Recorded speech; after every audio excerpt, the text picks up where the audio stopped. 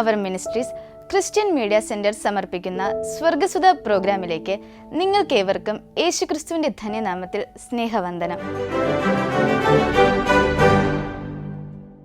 ധ്യാനവചസ്, ദൈവസംഗീതം, സുബിൻസ് counselling talk, കുട്ടിയോളും ഞാനും, ദൈവസന്നിധി തുടങ്ങി 5 സെഗ്മെന്റുകൾ കോർത്തിണക്കി നിങ്ങൾക്കായി ഞങ്ങൾ സമർപ്പിക്കുന്ന പ്രോഗ്രാമാണ് സ്വർഗസുധ. കഴിഞ്ഞ എപ്പിസോഡ് നിങ്ങൾക്കേവർക്കും അനുഗ്രഹമായി എന്ന് കരുതുന്നു. അധികം മുഖവുര ഒന്നും കൂടാതെ തന്നെ ഈ എപ്പിസോഡിലേക്ക് നമുക്ക് പ്രവേശിക്കാം. ആദ്യ സെഗ്മെന്റ് ധ്യാനവചസിലൂടെ വളരെ ശ്രദ്ധയോടെ നമുക്ക് വചനം കേൾക്കാം.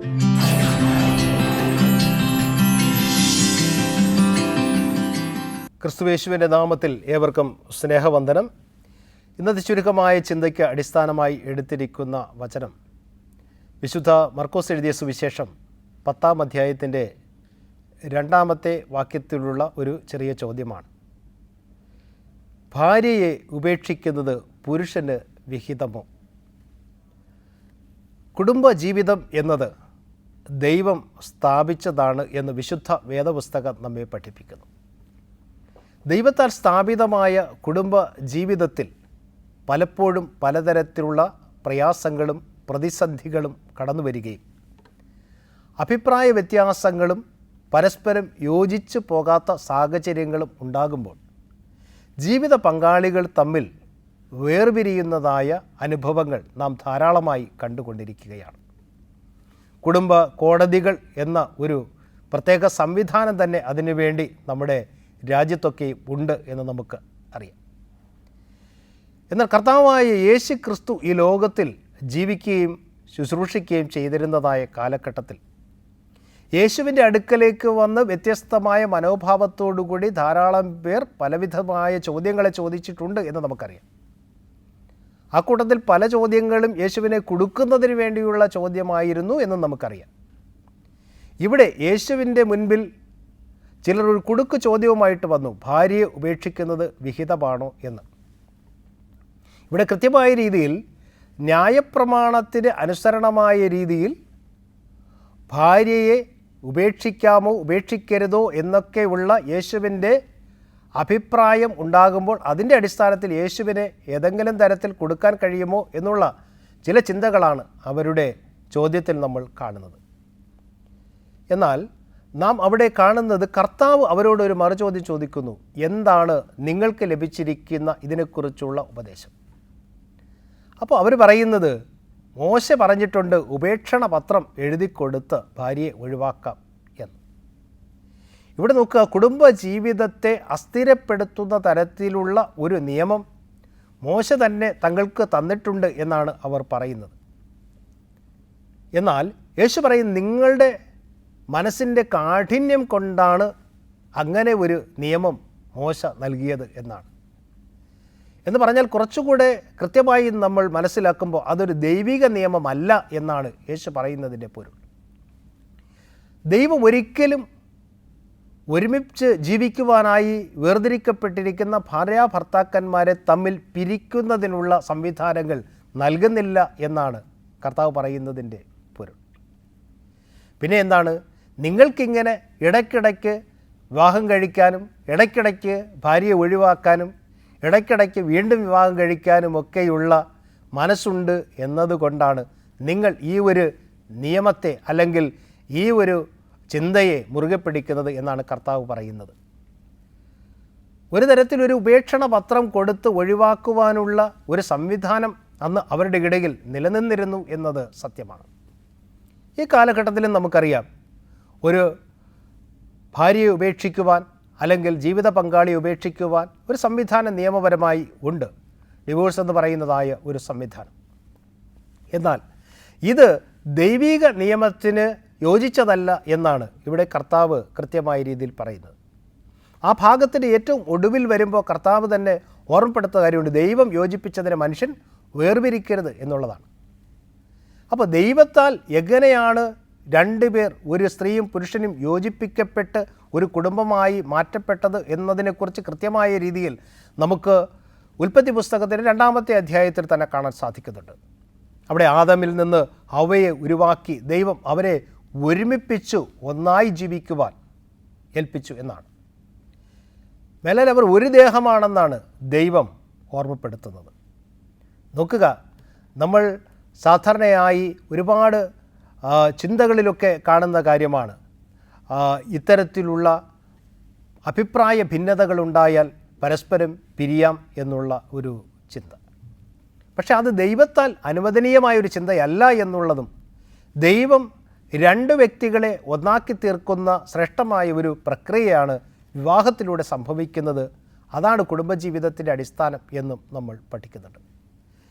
വൈക്കം മുഹമ്മദ് ബഷീർ പറഞ്ഞതായ ഒരു വാക്കുണ്ട്. അദ്ദേഹം ഇങ്ങനെ പറഞ്ഞിട്ടുണ്ട്, ഒന്നും ഒന്നും ഇമ്മിണി വലിയ ഒന്ന് എന്ന്. അത് അദ്ദേഹത്തിൻ്റെ ഒരു കഥാപാത്രം പറയുന്നതായിട്ട്. ഒന്നും ഒന്ന് ഇമ്മിണി വലിയ ഒന്ന് എന്ന ആ തമാശയ്ക്കും അപ്പുറമായി ഒന്നും ഒന്നും ചേർന്ന് ഒന്നായി മാറുന്നതായ ഒരു പ്രക്രിയയാണ് വിവാഹത്തിൽ നമ്മൾ കാണുന്നത്. നമ്മൾ സാധാരണയായിട്ട് കണക്കുകൂട്ടലുകൾ നടത്തുമ്പോൾ അല്ലെങ്കിൽ മാത്തമാറ്റിക്സ് പഠിക്കുമ്പോൾ അതിൽ കൃത്യമായി പഠിക്കുന്നതാണ് ഒന്നിൻ്റെ കൂടെ ഒന്ന് ചേർക്കുമ്പോൾ രണ്ടായി മാറും എന്നുള്ളതാണ്. അപ്പോൾ മാത്തമാറ്റിക്സിൻ്റെ ഈ ലോജിക്ക് ഒന്നും ചേരാത്ത, ഇതിൻ്റെ യുക്തിയൊന്നും ചേരാത്ത ഒരു സംവിധാനമാണ് കുടുംബം എന്ന് പറയുന്നത്. ദൈവത്തിൻ്റെ യുക്തി എന്ന് പറയുന്നത് ഒന്നും ഒന്നും ചേർന്നിട്ട് വീണ്ടും ഒന്നായി മാറുന്ന അവസ്ഥയാണ്. അപ്പോൾ രണ്ട് വ്യക്തികൾ, വിപരീത അനുഭവങ്ങളിലിരിക്കുന്ന രണ്ട് വ്യക്തികൾ, അല്ലെങ്കിൽ ഒരു സ്ത്രീ ഒരു പുരുഷൻ, അവർ ശാരീരികമായും മാനസികമായും ഒക്കെ വ്യത്യസ്തരാണ്, തികച്ചും വ്യത്യസ്തരാണ്. അവർ ജനിച്ചതും വളർന്നതും വ്യത്യസ്തമായ സാഹചര്യങ്ങൾ, വ്യത്യസ്ത മാതാപിതാക്കളുടെ മക്കളായി, വ്യത്യസ്ത കുടുംബ പശ്ചാത്തലത്തിൽ. അവർക്ക് രണ്ടുപേർക്കും ലഭിച്ചതായ വിദ്യാഭ്യാസം വ്യത്യസ്തമായിരിക്കാം, അവർക്ക് ലഭിച്ചതായ എല്ലാ വിധത്തിലുള്ള കാര്യങ്ങളും വ്യത്യസ്തമായതായിരിക്കും. പക്ഷേ ഈ വ്യത്യസ്തതകൾ എല്ലാം മാറ്റിവെച്ചിട്ട് രണ്ടുപേരും ഒന്നായി മാറുന്ന ഇടമാണ്, അതാണ് കുടുംബത്തിൻ്റെ അല്ലെങ്കിൽ ഭാര്യാഭർത്തൃ ബന്ധത്തിൻ്റെ ശ്രേഷ്ഠത എന്ന് പറയുന്നത്. അവിടെ ഈ ഒരുമിച്ചുള്ള യാത്രയ്ക്ക് അവരെ സഹായിക്കുന്ന ചില ഗുണങ്ങളെക്കുറിച്ച് പൗലോസ് അപ്പോസ്തലൻ എഫേസ്യ ലേഖനത്തിൻ്റെ 5-ാമത്തെ അധ്യായത്തിൽ 22 മുതലുള്ള വാക്യങ്ങളിൽ രേഖപ്പെടുത്തിയിരിക്കുന്നത് നമുക്ക് പഠിക്കുവാൻ കഴിയും. സാധാരണ വിവാഹ ശുശ്രൂഷകളിലെല്ലാം നമ്മൾ വായിച്ച് കേൾക്കുന്ന, ധ്യാനിക്കുന്ന, ചിന്തിക്കുന്ന ഒരു ഭാഗമാണ് അത്. അവിടെ പരസ്പരം ഐക്യപ്പെടൽ എന്ന് പറയുന്നതിൻ്റെ ഒരു പ്രാധാന്യത്തെക്കുറിച്ച് നമുക്ക് കാണാൻ സാധിക്കും. അവിടെ എന്താണ്, ബഹുമാനത്തിൻ്റെ ആവശ്യമുണ്ട്, പരസ്പരമുള്ള സ്നേഹത്തിൻ്റെ ആവശ്യമുണ്ട്, പരസ്പരമുള്ള ഒരു കീഴ്പ്പെടലിൻ്റെ ഒക്കെ ആവശ്യം അവിടെ ഉണ്ട് എന്ന് നമുക്ക് കൃത്യമായി കാണാൻ സാധിക്കും. എല്ലാറ്റുപരിയായി അവിടെ ആ ഭാഗമൊക്കെ പറയുന്നത് ക്രിസ്തുവും സഭയും തമ്മിലുള്ള ബന്ധം പോലെയാണ് ഭാര്യ ഭർത്താക്കന്മാർ തമ്മിലുള്ള ബന്ധം എന്നാണ്. ക്രിസ്തു സഭയെ സ്നേഹിച്ചതുപോലെ ഭർത്താവ് ഭാര്യയെ സ്നേഹിക്കുക എന്നാണ്. അതുപോലെ തന്നെ തിരികെ പറയുന്നതാണ്, സഭ ക്രിസ്തുവിന് കീഴ്പ്പെട്ടിരുന്നത് പോലെ, ക്രിസ്തുവിനെ മാനിക്കുന്നത് പോലെ, ക്രിസ്തുവിനെ ആദരിക്കുന്നത് പോലെ ഭാര്യ ഭർത്താവിനെ ബഹുമാനിക്കുക എന്നുള്ളതാണ്. രണ്ട് വ്യക്തികൾ ഒരുമിച്ച് ചേരുമ്പോൾ രണ്ടുപേരിലെയും കുറവുകളെ പരിഹരിച്ചുകൊണ്ട് പരസ്പര പൂരകമായി മാറുമ്പോൾ ഒരുമിച്ചുള്ള അവരുടെ യാത്ര ഈ ലോകത്തിൽ പുതുതലമുറകളെ ഉരുവാക്കുന്നതിനും കാരണമായിത്തീരുന്നു എന്നാണ് നമ്മൾ പഠിക്കുന്നത്. ഈ കാലഘട്ടത്തിൽ വിവാഹത്തെ തന്നെ വളരെ നിസാരവൽക്കരിക്കുന്നതായിട്ട് നമുക്ക് കാണാൻ സാധിക്കും. ലിവിങ് ടുഗദർ പോലെയുള്ള സംവിധാനങ്ങൾ ധാരാളമായി വർദ്ധിച്ചു വരുന്നു. ഒരു വ്യവസ്ഥകളുമില്ലാതെ സ്ത്രീയും പുരുഷനും ഒരുമിച്ച് ജീവിക്കാം, തോന്നുമ്പോൾ പിരിയാം, തോന്നുമ്പോൾ ഗുഡ് ബൈ പറഞ്ഞ് പിരിഞ്ഞു പോകുന്ന തരത്തിലുള്ള താൽക്കാലിക ബന്ധങ്ങളായി ഇതൊക്കെ മാറിക്കൊണ്ടിരിക്കുന്നു എന്നതാണ്. മാത്രമല്ല, ഇന്ന് പുരുഷന് പുരുഷനെ തന്നെ വിവാഹം കഴിക്കാം, സ്ത്രീക്ക് സ്ത്രീയെ തന്നെ വിവാഹം കഴിക്കാം എന്നൊക്കെ പറയുന്ന തരത്തിലേക്ക് അതിൻ്റെ എല്ലാ മാന്യതകളും നഷ്ടപ്പെടുത്തിക്കൊണ്ട് മനുഷ്യൻ തൻ്റെ ജീവിത പങ്കാളികളെ തിരഞ്ഞെടുക്കുന്ന രീതികളൊക്കെ മാറ്റിക്കൊണ്ടിരിക്കുക. ഇവിടെ കൃത്യമായ രീതിയിൽ നാം മനസ്സിലാക്കേണ്ടത്, ഒരിക്കൽ ഒരുമിച്ച് ജീവിക്കുവാൻ യോജിപ്പിക്കപ്പെട്ടവർ ഇങ്ങനെ സ്വയം തീരുമാനം കൊണ്ടും മാനുഷികമായ ചിന്തകൾക്ക് അനുസരണമായും വഴിപിരിയലുകളെക്കുറിച്ച് ചിന്തിക്കുകയല്ല വേണ്ടത്. മറിച്ച് എന്തെങ്കിലുമൊക്കെ പ്രശ്നങ്ങളുണ്ടെങ്കിൽ, എന്തെങ്കിലും പ്രതിസന്ധികളുണ്ടെങ്കിൽ, എന്തെങ്കിലും ഭിന്നതകളോ അഭിപ്രായത്തിൽ വ്യത്യസ്തതകളോ ഒക്കെ ഉണ്ടെങ്കിൽ ഒരുമിച്ചിരുന്ന് അതിനെ പരസ്പരം പറഞ്ഞ് മനസ്സിലാക്കി ഒരേ മനസ്സോടുകൂടെ പരിഹരിച്ച് മുൻപോട്ട് പോവുക എന്നുള്ളതാണ്. അതിന് ഏറ്റവും അടിസ്ഥാനപരമായി ആവശ്യമായിരിക്കുന്നത് ഇത് ദൈവത്താൽ സ്ഥാപിച്ചതാണ് എന്നുള്ള ബോധ്യമാണ്. ദൈവമാണ് ഞങ്ങളെ യോജിപ്പിച്ചത് എന്നുള്ള ബോധ്യമാണ്. ദൈവമാണ് എനിക്ക് ഇവളെ ഭാര്യയായി തന്നത്, ദൈവമാണ് എനിക്ക് ഇവനെ ഭർത്താവായി തന്നത്. ആ ബോധ്യം ഉണ്ടായിരിക്കണം. സ്നേഹത്തിൻ്റെ ആഴത്തിൽ നിന്ന് മനസ്സിലാക്കുവാൻ കഴിയണം. പരസ്പരം മനസ്സിലാക്കി ആഴമായ സ്നേഹത്തിൻ്റെ നിറവിൽ ക്രിസ്തുവിനോട് ചേർന്ന് മുൻപോട്ട് നയിക്കപ്പെടുന്ന കുടുംബങ്ങളായി നമ്മുടെ കുടുംബങ്ങൾ മാറുവാൻ സ്വർഗത്തിലെ ദൈവം പരിശുദ്ധാത്മാവിൽ സഹായിക്കുമാറാകട്ടെ. ആമേൻ. വളരെ ചിന്തനീയവും പ്രത്യാശയുമൊക്കെ നൽകിയ അനുഗ്രഹപൂർണമായ ഒരു വചനമാണ് നാം ഇപ്പോൾ ശ്രവിച്ചത്. ഇനി നമുക്ക് മാധുര്യമേറിയ ഒരു ഗാനം കേൾക്കാം ദേവസംഗീതത്തിലൂടെ.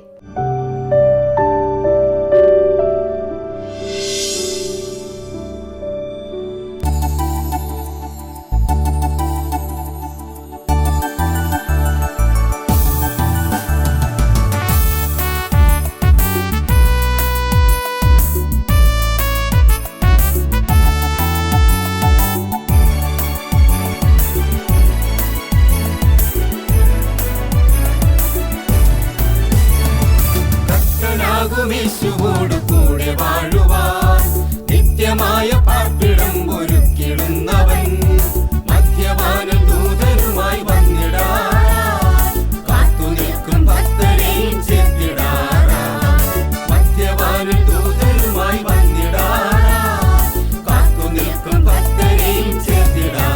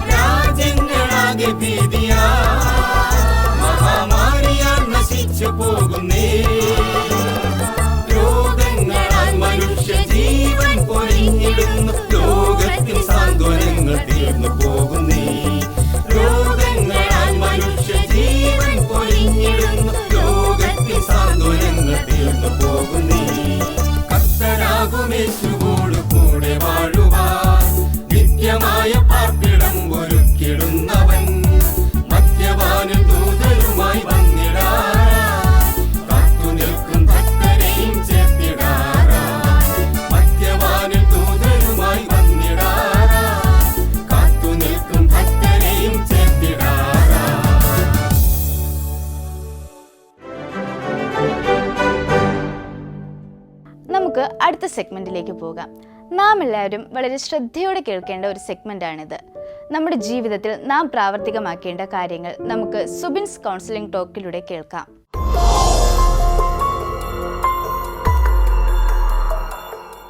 നിങ്ങൾക്കേവർക്കും കൗൺസിലിംഗ് ടോക്കിലേക്ക് സ്വാഗതം. യഹോവ ഭക്തി ജ്ഞാനത്തിൻ്റെ ആരംഭമാകുന്നു, അവയെ ആചരിക്കുന്ന എല്ലാവർക്കും നല്ല ബുദ്ധി ഉണ്ട് എന്നുള്ള വചനം കേൾക്കാത്തവരായിട്ട് ആരും തന്നെയില്ല. അതിബുദ്ധിമാന്മാരായിട്ടുള്ള ആളുകളെക്കുറിച്ചുള്ള ചില ചിന്തകളാണ് ഇന്ന് നിങ്ങളുമായി പങ്കുവയ്ക്കുവാൻ ആഗ്രഹിക്കുക. അതിബുദ്ധിമാന്മാരുടെ ലക്ഷണങ്ങൾ എന്തൊക്കെയാണ്? അതിബുദ്ധിമാന്മാരുടെ ലക്ഷണങ്ങൾ എന്തൊക്കെയാണ്? ഒന്നാമത്തെ ലക്ഷണമെന്ന് പറയുന്നത് അവർ വളരെ ഫ്ലെക്സിബിളാണ്, അഡാപ്റ്റബിളാണ്. മറ്റൊരു വിധത്തിൽ പറഞ്ഞാൽ ഏത് ജീവിത സാഹചര്യങ്ങളുമായി പൊരുത്തപ്പെട്ടു പോകുവാൻ, അതിനനുസരിച്ച് ജീവിക്കുവാൻ, അതിനനുസരിച്ച് തങ്ങളുടെ ജീവിതത്തിനെ ക്രമീകരിക്കുവാൻ അവരെപ്പോഴും തയ്യാറുള്ളവരാണ്. രണ്ടാമത്തെ കാര്യം എന്തെന്ന് പറയുന്നത് അവർക്ക് എല്ലാ കാര്യങ്ങളും അറിയില്ല എന്ന് അവർക്കറിയാം. ചില ആൾക്കാർ ഭാവിക്കുന്നത് എനിക്കെല്ലാം അറിയാമെന്നാണ്. എന്നാൽ ഇവർ അതിബുദ്ധിമാന്മാരായിട്ടുള്ള ആളുകൾ നേരെ തിരിച്ചാണ്. തങ്ങൾക്ക് എല്ലാ കാര്യങ്ങളും അറിയില്ല, ഭൂമിയിൽ സൂര്യൻ്റെ കീഴെയുള്ള എല്ലാ കാര്യങ്ങളും അറിയില്ല എന്ന് അവർക്ക് മറ്റാരെക്കാളും നന്നായിട്ട് നല്ലതുപോലെ അറിയാം.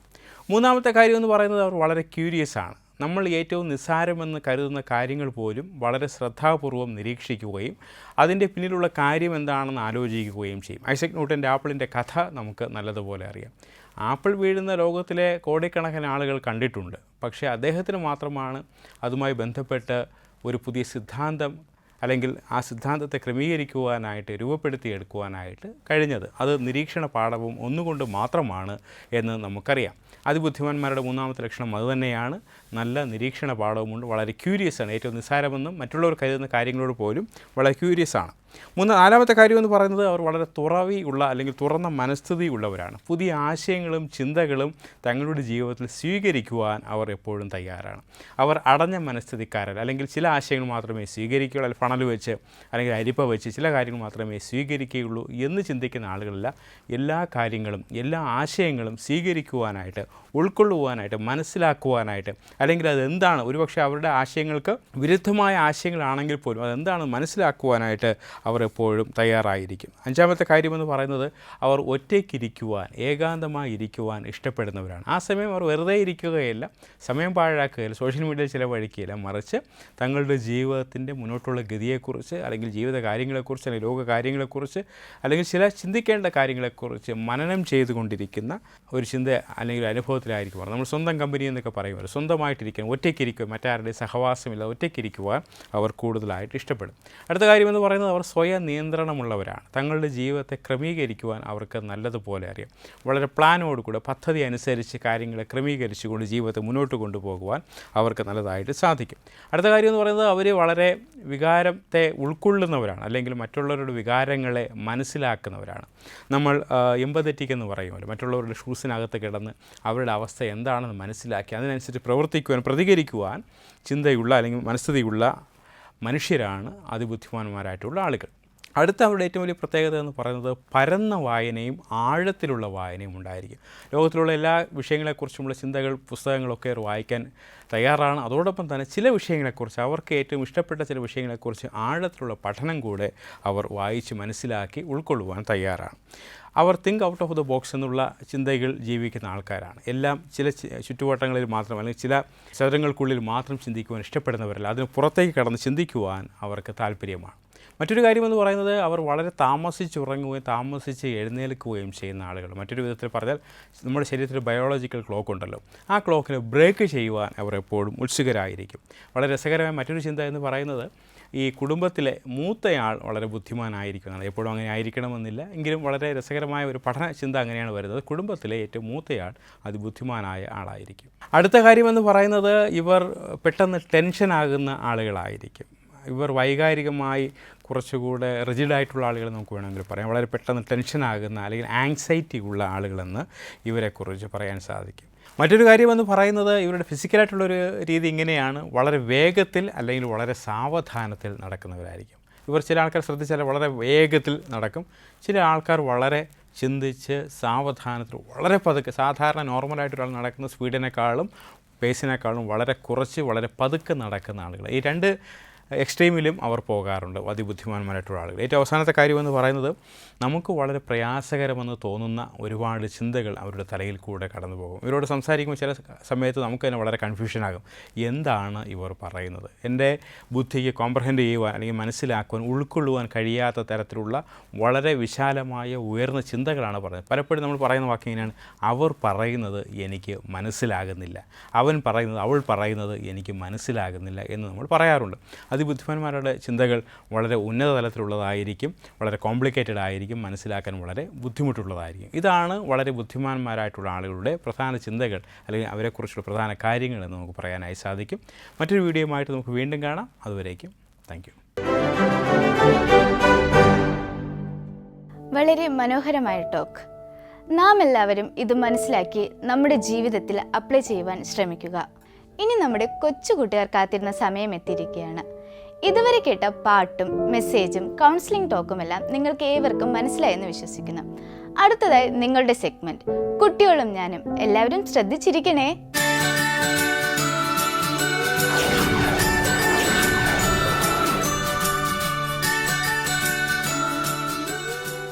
ഹലോ കൂട്ടുകാരെ, എല്ലാവരും സുഖമായിരിക്കുന്നല്ലോ, സന്തോഷമായിരിക്കുന്നല്ലോ. അപ്പോൾ നമ്മളിന്ന് പുതിയൊരു കഥ പഠിക്കാനായിട്ട് പോവുകയാണ്. കഥ കിട്ടുവിന് ഭയങ്കര ഇഷ്ടമാണ്, എല്ലാവർക്കും ഇഷ്ടമാണെന്നറിയാം.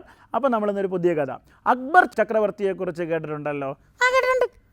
ആരെക്കുറിച്ച് കേട്ടിട്ടുണ്ട്? അക്ബർ ചക്രവർത്തിയെക്കുറിച്ച് കേട്ടിട്ടുണ്ട്. അപ്പോൾ അക്ബർ ചക്രവർത്തിയുടെ ചില കഥകളുണ്ട്. അദ്ദേഹത്തിന് സമർത്ഥനായ ബുദ്ധി ഉള്ള ഒരു ഉപദേശകനും ഒരു കൂട്ടുകാരനും ഉണ്ടായിരുന്നു. അദ്ദേഹത്തിൻ്റെ പേര് വീരബൽ. വീരബൽ. അപ്പോൾ കിട്ടുവിനറിയാമല്ലേ അതൊക്കെ? അപ്പോൾ ഇന്ന് അദ്ദേഹത്തെക്കുറിച്ച് ഒരു കഥയാണ് നമ്മൾ പഠിക്കാൻ പോകുന്നത് കേട്ടോ. അക്ബർ ചക്രവർത്തിയും വീരബലിൻ്റെ കഥ. അപ്പം ഈ അക്ബർ ചക്രവർത്തി ഒരു ദിവസം ഒരു യാത്ര പോകാനായിട്ട് ഒരുങ്ങി നിൽക്കുകയായിരുന്നു. ഈ യാത്ര പോകാനായിട്ട് ഒരുങ്ങി നിന്നപ്പോഴത്തേക്കും അക്ബർ ചക്രവർത്തി വീരബലിനെ വിളിച്ചിട്ട് ഒരു കാര്യം ചോദിച്ചു. ദൈവം തൻ്റെ ജനത്തെ രക്ഷിക്കുവാനായിട്ട്, തൻ്റെ മക്കളെ രക്ഷിക്കുവാനായിട്ട് മനുഷ്യനായി ഈ ഭൂമിയിൽ ദൈവം ഇറങ്ങി വന്നു എന്ന് പറയുന്നുണ്ടല്ലോ. എന്തുകൊണ്ട്? ദൈവം ശക്തനായവനല്ലേ, സർവശക്തിയുള്ളവനല്ലേ, ദൈവത്തിന് ദൂതന്മാരുണ്ട്, ദൈവത്തിന് സൈന്യങ്ങളുണ്ട്. അവരോട് പറഞ്ഞാൽ പോരെ, അവർ വന്ന് രക്ഷിക്കുമായിരുന്നല്ലേ, എന്തുകൊണ്ട് ദൈവം തന്നെ ഇറങ്ങി വന്നു? അതിൻ്റെ ആവശ്യം എന്താണ് എന്ന് വീരബലിനോട് ചോദിച്ചു. അപ്പോൾ വീരബൽ പറഞ്ഞു, ചക്രവർത്തി എനിക്ക് 1 മാസത്തെ അവധി തരണം, ഈ ചോദ്യത്തിനുള്ള ഉത്തരം ഞാൻ അപ്പോഴും പറയാമെന്ന് പറഞ്ഞു. എന്നിട്ട് എന്തെന്നറിയാമോ? അപ്പോൾ ചക്രവർത്തി പറഞ്ഞു, അങ്ങനെയെങ്കിൽ എന്ന് നിങ്ങൾക്ക് ഉത്തരം കണ്ടുപിടിക്കാൻ കഴിയുമോ അന്ന് നമ്മൾ യാത്ര പോകും എന്ന് പറഞ്ഞു. അപ്പോൾ കുറച്ച് ദിവസം കഴിഞ്ഞിട്ട് വീരബൽ പറഞ്ഞു, നാളെ നമുക്ക് യാത്ര പോകാം. അപ്പോൾ ഉത്തരം റെഡിയായോ എന്ന് ചക്രവർത്തി ചോദിച്ചു. അപ്പോൾ നാളെ ഉത്തരം കിട്ടും എന്ന് അദ്ദേഹം പറഞ്ഞു.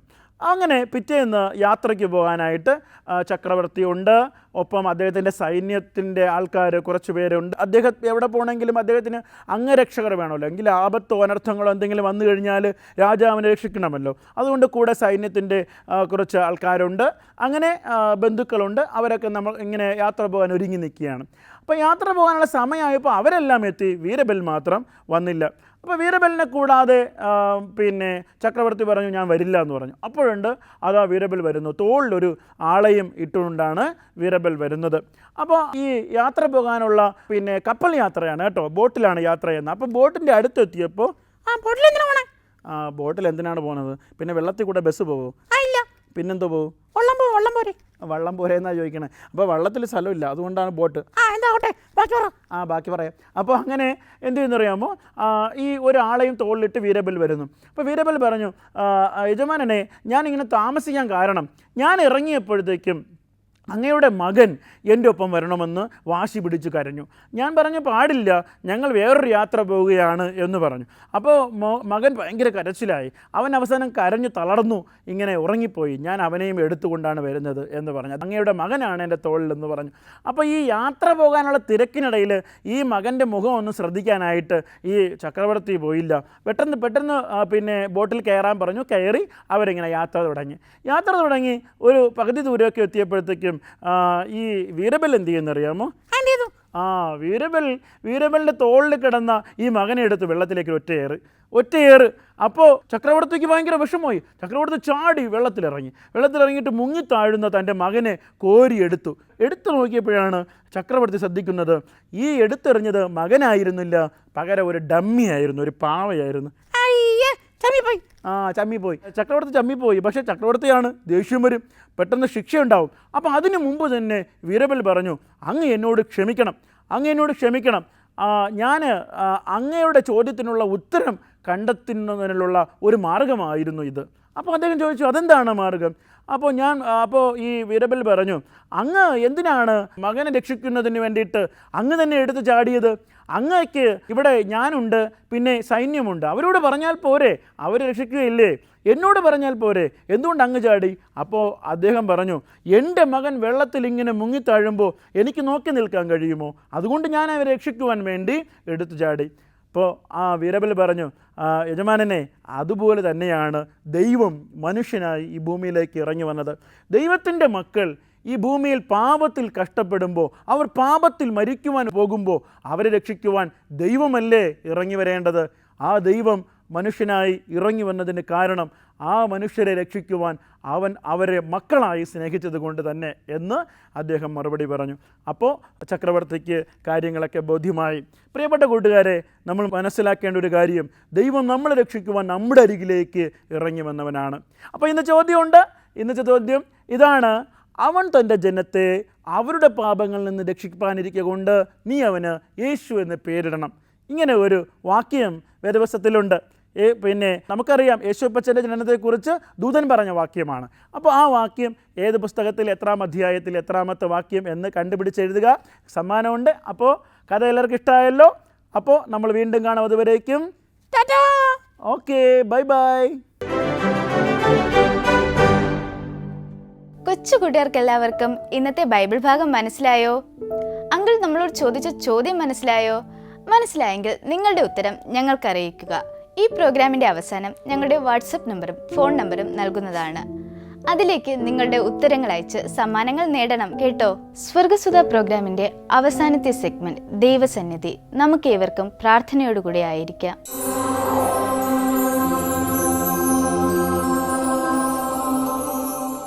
പ്രാർത്ഥിക്കാം. കരുണയും കനിവും കാട്ടുന്ന സ്നേഹനിധിയായ ദൈവമേ, പരിശുദ്ധ കർത്താവേ, വീണ്ടും ഞങ്ങൾക്ക് നൽകിയ നല്ല ദിനത്തിനായി ഞങ്ങൾ നന്ദി പറയുന്നു.